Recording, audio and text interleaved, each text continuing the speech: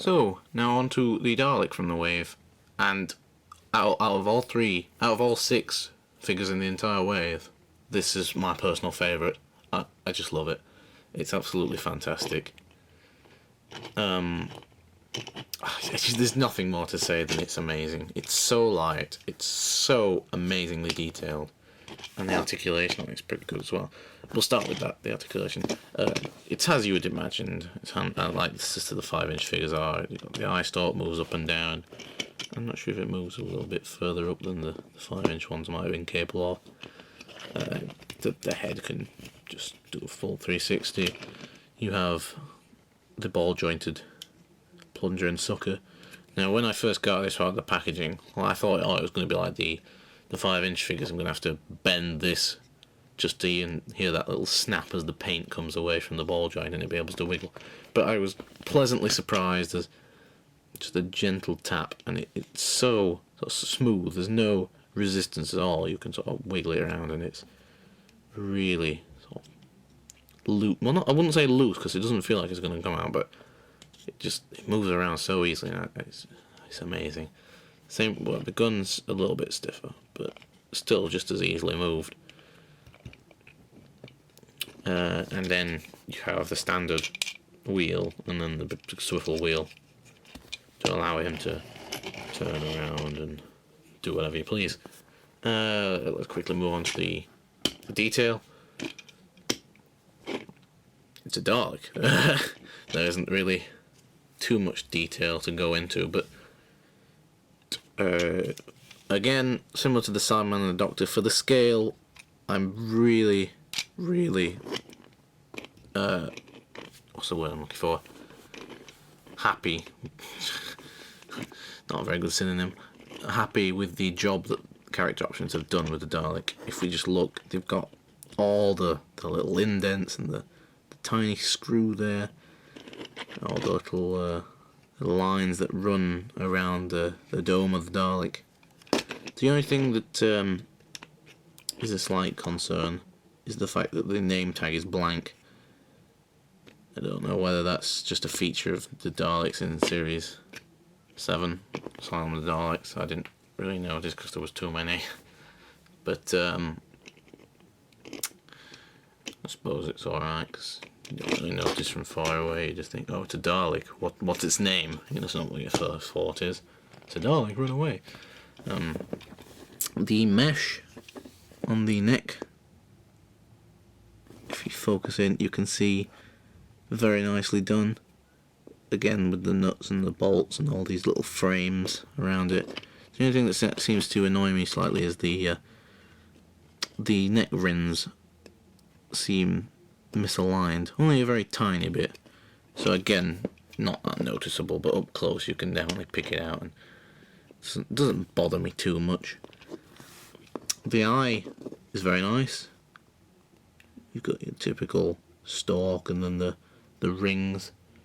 Now I believe there's only 4 rings on there, and that's not quite right. So, look at my 5-inch figure, there's about 6 rings on that, but minor details. Some people had problems with the eye where the paint applications had considerable run. Looking at mine now, there's not really any case of that. There's a tiny little bit up the sides of the rim of the inside, but there's really not that much paint run. I'm really impressed with how they've done, which does make me wonder is if they can do so much, if they can be so accurate on this scale, why couldn't they be so accurate on the 5-inch scale? It's almost as if they stopped caring towards the end, really, which is a shame. The bodywork is very nice. You've got this sort of dark bronzy main body paint, and then obviously the highlighted in sort of a lighter goldy bronze on the hemispheres and the slats, which is really lovely. The plunger, it's just your standard plunger with silver bits and that rim on the end. The sucker is very detailed. As you can see, there's